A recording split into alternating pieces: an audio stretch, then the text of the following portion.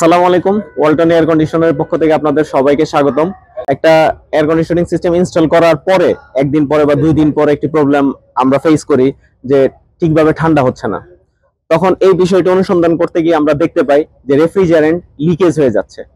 তো refrigerant leakage হওয়ার যে মূল ইস্যুটা আমরা খুঁজে পাই আউটডোর ইউনিট থেকে ইনডোর ইউনিটে যে কপার টিউবের মধ্য দিয়ে বা সার্ভিস পাইপের মধ্য দিয়ে যে রেফ্রিজারেন্টটা প্রবাহিত হয়, আউটডোর ইউনিটের সার্ভিস ভালভের সাথে রেফ্রিজারেন্ট পাইপলাইনের মধ্যবর্তী যে কানেকশনটা ফ্লেয়ার নাট দিয়ে আমরা কানেকশন করে থাকি, তো এই যে কানেকশনে আমরা ঠিকভাবে টাইটেনিং না করার কারণে লুজ হয়ে রেফ্রিজারেন্টটা লিকেজ হয়ে যায়। তো এই সমস্যাটা মারাত্মক ইমপ্যাক্ট পড়ে একটা এয়ার কন্ডিশনিং সিস্টেম ইনস্টল করার 2 দিন পরে যদি এই সমস্যাটা কাস্টমার ফেস করে, তাহলে ওই কাস্টমার কখনো এটা পজিটিভলি নিবে না। সাথে সাথে যে কোনো ব্র্যান্ডের এসি হোক না কেন, সেটা ওই ব্র্যান্ডের রেপুটেশনেরও একটা ইফেক্ট ক্রিয়েট করে। সো এই সমস্যা থেকে দূরে রাখার জন্য আমরা আজকে ফ্লেয়ার নাটের কিভাবে প্রপার টাইটেনিং ইমপ্লিমেন্ট করতে হয় সেটাই আপনাদেরকে দেখাবো। তো আজকে আমাদের এই কাজে সহযোগিতা করবে সিনিয়র টেকনিশিয়ান আসলাম। তো আসলাম, আমরা চলেন শুরু করি। তো এটা হচ্ছে আমাদের 5 টনের একটা আউটডোর ইউনিট, ওয়ালটন ইনভার্টার সিরিজের। তো 5 টনের আউটডোর ইউনিটের সার্ভিস ভালভ আমরা 9 এবং 15 এই দুটো ইউজ করছি।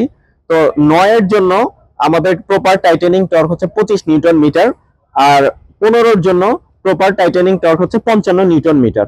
এই কাজটি করার জন্য আমাদের দুটো ইকুইপমেন্ট প্রয়োজন। এটা হচ্ছে অ্যাডজাস্টেবল স্প্যানার, আর এটা হচ্ছে টর্ক রেঞ্জ। তো টর্ক রেঞ্জ 2 ধরনের হয়, অ্যানালগ এবং ডিজিটাল। আমার হাতে যেটি আপনারা দেখতে পাচ্ছেন এটা হচ্ছে অ্যানালগ।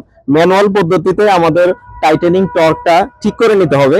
আর অ্যাডজাস্টেবল রেঞ্জটা প্রয়োজন, কারণ শুরুর দিকেই আমরা ফ্লেয়ার নাটটা সার্ভিস ভালভের সাথে অ্যাডজাস্টেবল রেঞ্জ ব্যবহার করেই টাইট দিতে থাকবো।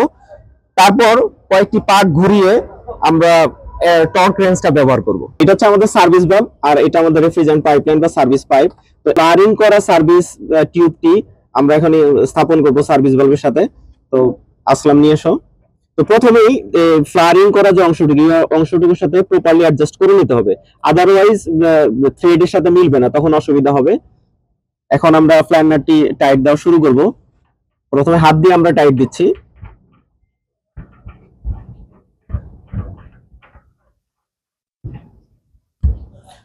এরপর আমরা অ্যাডজাস্টেবল স্প্যানার ব্যবহার করব।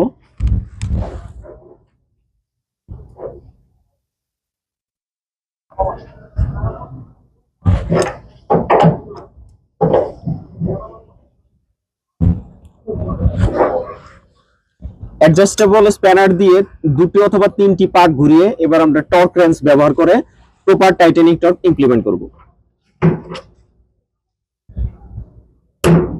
আপনারা নিশ্চয়ই একটি শব্দ শুনতে পাচ্ছেন।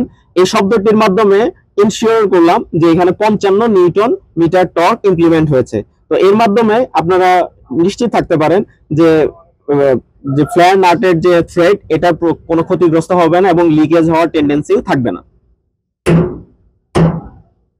আমরা বিভিন্ন সাইজের সার্ভিস টিউব ইউজ করে থাকি, 6, 9, 12, 15, 19। তো এই বিভিন্ন সাইজের জন্য টাইটেনিং টর্ক বিভিন্ন ধরনের। 6 এর জন্য proper tightening torque 18 newton meter, 9 এর জন্য proper tightening torque 25 newton meter, 12 এর জন্য টাইটেনিং টর্ক 35 নিউটন মিটার, 15 এর জন্য proper tightening torque 55 newton meter, এবং 19 মিলিমিটারের যে সার্ভিস টিউব তার জন্য proper tightening torque 75 newton meter. এগুলা প্রত্যেক ম্যানুফ্যাকচারিং অর্গানাইজেশন তাদের টেকনিক্যালি স্পেকে দিয়ে থাকে। আমরা যেহেতু Walton air conditioning system manufacturing এর সাথে আছি, আমরাও আমাদের এই যে সার্ভিস ভালভ বা ফ্লেয়ারিং নাট এগুলার প্রপার টাইটেনিং টর্ক আমাদের প্রোডাক্ট ম্যানুয়াল বা প্রোডাক্ট টেকনিক্যাল স্পেকের সাথে আমরা দিয়ে থাকি। আশা করি আপনারা ফ্লেয়ারিং নাটের সাথে সার্ভিস ভালভের যে কানেকশনটা কিভাবে প্রপার টাইটেনিং টর্ক ইমপ্লিমেন্ট করতে হয় সেটা বুঝতে পারলেন। তো আজকে এ পর্যন্তই, সবাই ভালো থাকবেন, আল্লাহ হাফেজ।